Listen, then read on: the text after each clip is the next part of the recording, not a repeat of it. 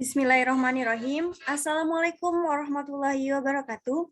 First of all, let us say thank you to Allah Subhanahu wa Ta'ala, which has given us guidance. Salawat and greetings always deliver to our great Prophet Muhammad Sallallahu Alaihi Wasallam, which has brought us from darkness to lightness. Thank you for attention that given to me, the Honorable Mr. Dr.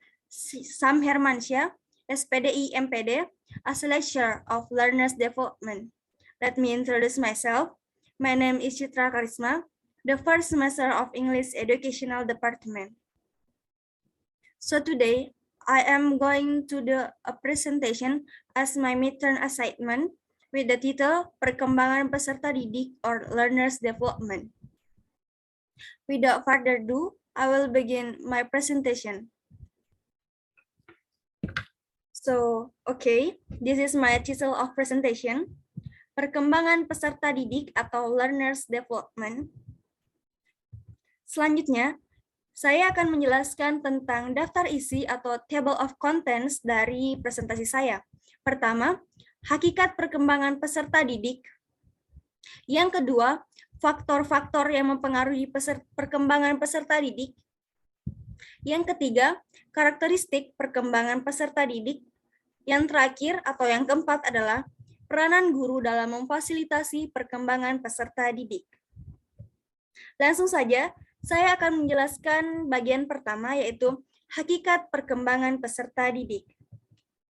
Perkembangan diartikan sebagai suatu proses perubahan dalam diri individu atau organisme, baik fisik maupun psikis, menuju tingkat kedewasaan yang berlangsung secara sistematis, progresif, dan berkesinambungan. Apakah yang dimaksud dengan sistematis, progresif, dan berkesinambungan? Sistematis adalah perubahan bersifat saling mempengaruhi antara bagian-bagian organisme dan merupakan satu kesatuan yang harmonis. Progresif berarti perubahan bersifat maju, meningkat, baik secara kuantitatif atau fisik maupun kualitatif atau psikis. Berkesinambungan berarti perubahan pada organisme berlangsung secara beraturan, tidak terjadi secara kebetulan. Peserta didik menurut Sinolongan 1997 adalah dalam arti luas adalah setiap orang yang terkait dengan prosedur pendidikan sepanjang hayat. Sedangkan peserta didik dalam arti sempit adalah setiap siswa yang belajar di sekolah. Jadi, saya menyimpulkan bahwa perkembangan peserta didik dapat diartikan sebagai suatu ilmu pengetahuan yang mempelajari tingkah laku manusia yang dimulai dengan periode masa bayi hingga dewasa baik fisik maupun psikis yang terkait dengan prosedur pendidikan sepanjang hayat. Yang kedua, faktor-faktor yang mempengaruhi perkembangan peserta didik. 1. Faktor genetika. Gen sebenarnya tidak berpengaruh secara langsung, karena yang dipengaruhi secara langsung adalah kualitas sistem syaraf, keseimbangan biokimia tubuh, dan struktur tubuh. Tetapi, kemampuan belajar dan penyesuaian diri individu dibatasi oleh sifat-sifat inheren dalam organisme individu, misalnya kapasitas fisik dan intelektual. 2. Faktor lingkungan. Di sini terdapat beberapa lingkungan yang akan saya jelaskan. Pertama, lingkungan keluarga. Lingkungan keluarga dipandang sebagai faktor penentu utama terhadap perkembangan anak. Yang kedua, lingkungan sekolah, yaitu lembaga pendidikan formal yang secara sistematis melaksanakan program pengajaran dalam rangka membantu siswa mengembangkan potensinya secara optimal. Yang ketiga, kelompok teman sebaya. Kelompok teman sebaya sangat berpengaruh kepada anak-anak, baik secara positif ataupun negatif.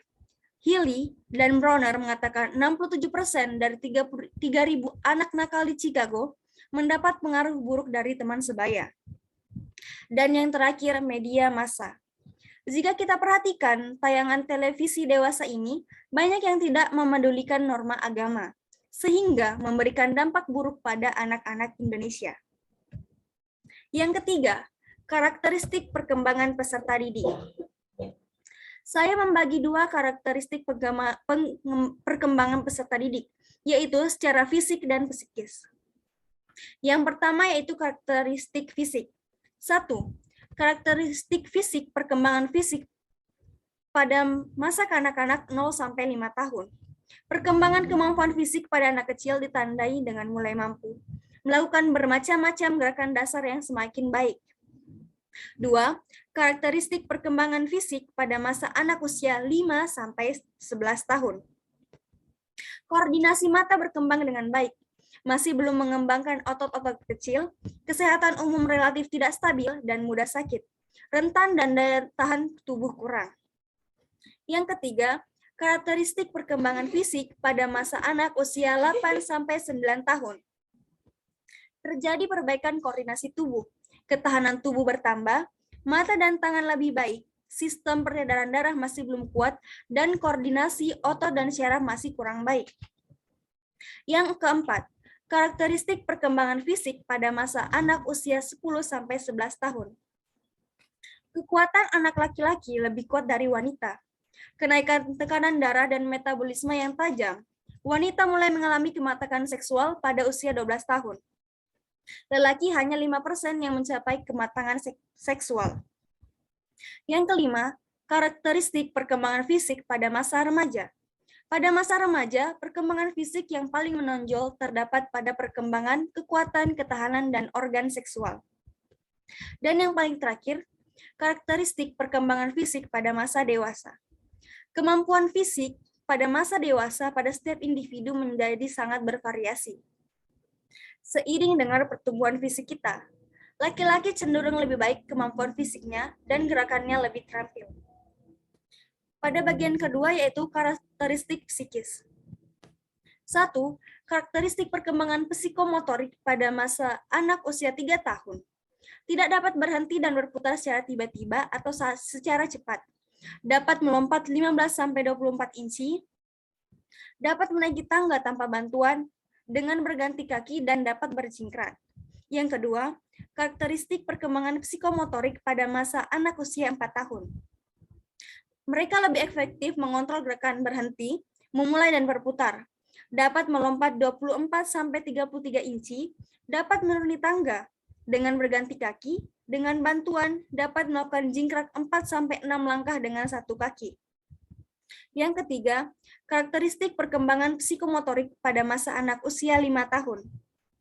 Mereka dapat melakukan gerakan start, berputar, atau berhenti secara efektif. Dapat melompat 28-36 inci, dapat menuruni tangga tanpa bantuan, berganti kaki, dapat melakukan jingkrak dengan sangat mudah. Yang keempat, karakteristik perkembangan psikomotorik pada masa anak usia 6-12 tahun. Pada masa anak perkembangan keterampilan dapat diklasifikasikan menjadi 4 kategori. Pertama, keterampilan menolong diri sendiri. Kedua, keterampilan menolong orang lain. Ketiga, keterampilan ke sekolah. Dan yang keempat, keterampilan bermain. 5. Karakteristik perkembangan psikomotorik pada remaja. Keterampilan psikomotorik berkembang sejalan dengan pertumbuhan ukuran tubuh, kemampuan fisik, dan perubahan fisiologi. Dan yang paling terakhir, karakteristik perkembangan psikomotorik pada masa dewasa. Puncak dari perkembangan psikomotorik terjadi pada masa ini. Latihan merupakan hal penentu dalam perkembangan psikomotorik. Melalui latihan yang teratur dan terprogram, keterampilan yang maksimal akan dapat ditingkatkan dan dipertahankan. Baiklah, saya akan membaca materi terakhir yaitu peranan guru dalam memfasilitasi perkembangan peserta didik. Guru sebagai fasilitator. Sehubungan dengan fungsinya sebagai fasilitator, pengajar, pendidik, dan pembimbing, maka diperlukan adanya berbagai peran pada diri guru. Peranan guru ini akan sangat senantiasa menggambarkan pola tingkah laku yang diharapkan dalam berbagai interaksinya, baik dengan siswa yang paling utama, sesama guru, maupun dengan staf yang lain. Dari berbagai kegiatan, interaksinya belajar mengajar dapat dipandang sebagai sentral. Baik disadari atau tidak, bahwa sebagian dari waktu dan perhatian guru banyak dicurahkan untuk menggarap proses belajar mengajar dan berinteraksi dengan siswanya. Yang kedua, peran guru dalam proses belajar mengajar dengan upaya mengembangkan perkembangan peserta didik. Guru yang bermutu memungkinkan siswanya untuk tidak hanya dapat mencapai standar nilai akademik secara nasional, tetapi juga mendapatkan pengetahuan dan keahlian yang penting untuk belajar selama hidup mereka. Hal ini dikemukakan oleh Ellen B. Johnson. Mengajar berlangsung dalam suatu lingkungan pendidikan. Oleh karena itu, guru harus mendampingi para siswanya menuju kesuksesan belajar atau kedewasaan. Aspek psikologis menunjukkan pada kenyataan bahwa para siswa yang belajar pada umumnya memiliki taraf perkembangan yang berbeda satu dengan lainnya, sehingga menuntut materi, metode, dan pendekatan yang berbeda antara satu siswa dengan siswa yang lainnya. Demikian pula halnya dengan kondisi para siswa, kompetensi dan tujuan yang harus mereka capai juga harus berbeda. Selain itu, aspek psikologis menunjuk pada kenyataan bahwa proses belajar itu mengandung variasi atau perbedaan. Cara penangkapan siswa terhadap materi pembelajaran tidak sama. Cara belajar juga beragam atau sangat bervariasi. Baiklah, I think that's all from me. I apologize if there is a mistake, and then thank you for the time that was spent. Wassalamualaikum warahmatullahi wabarakatuh.